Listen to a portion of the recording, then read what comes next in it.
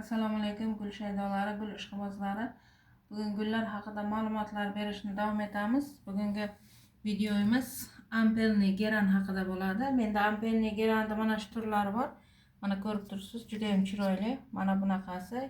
Keyin mana bunday oqi, mana oq bo'lib ichi nima desa fioletoviy. Mana bunaqa fioletoviy, ya'ni sireniy rangi bor. Keyin mana bunaqa bordoviy. Hali juda to'liq ochilgan yo'q. Gulning rangi bordoviy hamda mahroviy, malinaviy ranglari bor. Mana bu yerda kichkinalari ham bor. Hali ular nima qilgan yo'q, gullagan yo'q. Hozircha mana shu gullaganlardan mana shu bor. Endi bugun biz sizlar bilan ampelni gerandi parvarishi va ko'paytirilishi haqida gaplashamiz. Ampelni gerandi ham parvarishi xuddi geranga o'xshagan. Ko'p suv quymaymiz. Ko'p suv quyganimizda ampelni gerandi mana barglarda mana bunaqa dog'lar paydo bo'lib qoladi. Mana orqa tarafida xuddi mana shunaqa narsalar paydo bo'lib qoladi. Bular hech qanday hasharot emas, biron nima yemagan emas. Bular faqat ko'p suv quygandan. Ortiqcha suv quysak, ampelni geranda xuddi barglarda mana shunday narsalar paydo bo'lib qoladi. Agar suvni normada bersangiz, mana suvni normada bersangiz, mana shunaqa bo'lib chiroyli bo'lib o'sadi. Mana barglarning orqasida ham hech qanday dog'lar, hech qanday nimalar bo'lmaydi. Mana bunaqa bo'lib chiroyli bo'lib, yashil bo'lib o'sadi. Endi juda ko'pchilik aytadi, men geran o'stira olmayman, geranlarim nobud bo'ladi deb. Geranlar issiqni yoqtirmaydi. Bizning mintaqamizda juda ham yozgi kunlarda jazirama issiq bo'ladi. Ana shu jazirama issiq paytlarda geranlar juda issiq joylarda turish kerak emas. Agar xona issiq bo'lsa, hech qayerda havo aylanmasa, xona dim havo bo'lib qoladigan bo'lsa, geran chiriydi. Va geranga issiq paytlar, yoz paytida ko'p suv quyib qo'yadigan bo'lsangiz, issiq dim paytdagi tagidagi suv bug'lanadi, natijada badanni chiritib yuboradi, keyin shu bilan siz geraningiz chirib yo'q bo'lib ketadi. Shuning uchun geranlarga tag qismi to'la qurigandan keyin suv berish kerak.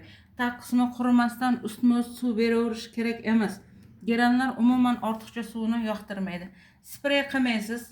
Geranlar spreyni yoqtirmaydi. Ayniqsa yozgi kunlarda agar bilmasdan sprey qilib qo'ysangiz, u ham barglarni chirishiga olib keladi. Endi men geranlarga ko'pincha gummat kali yoki MPK 20-20 beraman. Ana shunda geranlar chiroyli bo'lib o'sadi. Men o'tgan videolarda oddiy geranda nima qilishni, chirinka qilishni ko'rsatuvdim. Bugun esa ampelni geranda chirinka qilib ko'ramiz. Ampelni geranda chirinka qilish uchun hatto qaychi ham shart emas. Biz hozir qayerdan chirinka qilishni ko'rsataman sizlarga. Agar sizlarda ham uylaringizda ampelni geran bo'ladigan bo'lsa, uzun bo'lib o'sib ketayotgan bo'lsa, chirinka qilsalaringiz shoxlab chiroyli o'sadi. Agar chirinka qilmayman, o'zi shoxlasin desangiz, mana bunaqa o'suv nuqtasini chimdib olib qo'yasiz. Bu tomoni shoxlaydi. Mana men mana bunisini kesganman. Mana kesgandan keyin shox chiqargan. Mana bunisini esa kesishga ko'zim qiymasdan mana bu yerda o'suv nuqtasini chimdib olib qo'yganman. Mana shunaqa bo'lib shoxlagan. Xohlasangiz kesing, xohlasangiz o'suv nuqtasini olib qo'ying. Ana shunda shoxlab chiroyli bo'ladi. Agar kesmasangiz, bu ham uzun bo'lib o'sib ketaveradi. Hozir mana orasida eng kattasi bo'yi uzunrog'i shu ekan. Mana shuni chirinka qilib ko'rsataman. Mana men chirinka qilganman. Hozir sizlarga qayerdan chirinka qilish kerakligini ko'rsataman. Mana geranimiz. Mana bu bo'g'im. Mana shu bo'g'imdan, mana shu yerdan sindirib olish kerak. Agar mana bu qismidan yoki mana bu qismidan kesib olsangiz, juda ham ildiz chiqarish qiyin bo'ladi. Deyarli ildiz chiqarmaydi desa ham bo'ladi. Shuning uchun ampelni gerandi ko'paytirayotganda xuddi mana shu joydan sindirib olish kerak. Hozir men sizlarga sindirib olib ko'rsataman mana shu joyini. Mana bargini olib tashlaymiz va qo'limiz bilan sekingina mana shunday qilib sindirib olamiz. Mana bu yerni olib tashlaymiz. Mana chirinkamiz mana shunday tayyor bo'ladi. Mana bu yerdan kesib olish kerak bo'g'im. Mana bunisi ham xuddi shunday. Buni sal teparoqdan olaman. Mana bu yerdan. Mana shunday qilib qo'l bilan sekingina sindirib olamiz. Endi mana bu qismi o'zi shoxlab chiroyli bo'lib, mana bu yerlardan shox chiqarib, chiroyli bo'lib 5-6 ta shox chiqarib, undan ham chiroyli bo'lib qoladi. Endi mana bu geranimiz gulini olib tashlaymiz. Guli kerak emas. Mana butonlarni ham olib tashlaymiz. mana bunaqa shoxlarini ham mana bunday chiroyli qilib qilib olamiz. Mana shu joydan zo'r bo'lib tomir chiqaradi. Hozir suvga solmayman.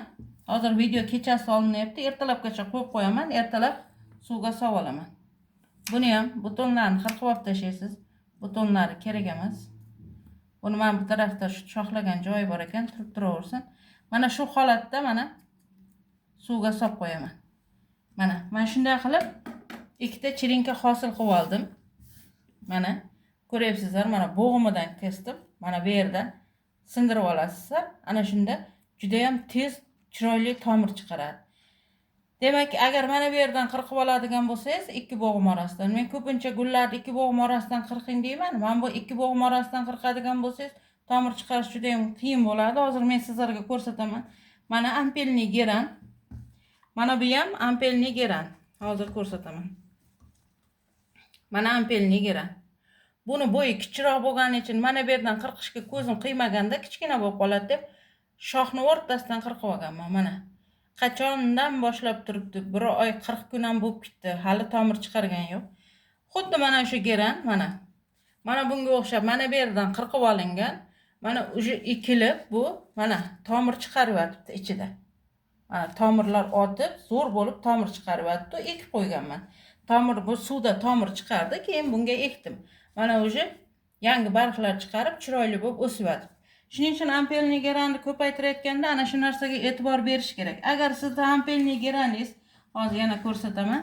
Mana bu meni o'stirayotgan ampelni geranim. Agar sizni ampelni geraningizda mana bunaqa shox bo'ladigan bo'lsa, mana shu shoxni ham shunday qo'lingiz bilan sindirib olib, mana shu shoxni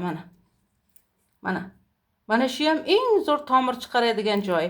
Shu shoxni shundaysiga qo'lingiz bilan sindirib olib suvga solsangiz, bu ham zo'r tomir chiqaradi. Mana bu shoxchalar mana bu shoxchalarni ham mana shu yerdan sindirib olib, xuddi o'zimizda oddiy geranga o'xshatib, mana bu yerdan shunday qo'lingiz bilan sindirib olib suvga solsangiz, bu ham zo'r tomir chiqaradi. Hozircha bu sal kichkinaroq. Shuning uchun buni hozir sindirib ko'paytirish niyatim yo'q. Mana xuddi mana shunaqa narsa. Mana bu yerdan qirqib olsangiz, mana shunday qo'lingiz bilan sindirasiz. Mana ko'rinib turibdi. Sinadi. Ana shu yerdan solsangiz, bu ham zo'r tomir chiqaradi. Shuning uchun ampelni geranni yo shox chiqargan joydan qirqib olish kerak, yoki bo'g'imidan sindirib olish kerak. Endi men buni ertalab men bunday stakanchaga ozgina suv quyaman va ozgina o'g'il solaman. Drevesniy o'g'il va solib qo'yaman. O'zi 15 kunda tomir chiqarib boshlaydi, 20 kunda to'liq tayyor bo'ladi. Keyin ekib olaveraman. Agar kim gullarni o'stirishga qiynalayotgan bo'lsa, gullarni qanday ko'paytirish, qayerdan kesib tomirlatishlarini, qanday tomirlatishlarini bilmayotgan bo'lsa, meni Yashil burchak Telegram gruppam bor. O'sha gruppaga qo'shilib olasizlar. O'sha yerda nima savollaringiz bo'lsa berasizlar. Qo'limdan kelgancha yordam beraman. Rahmat.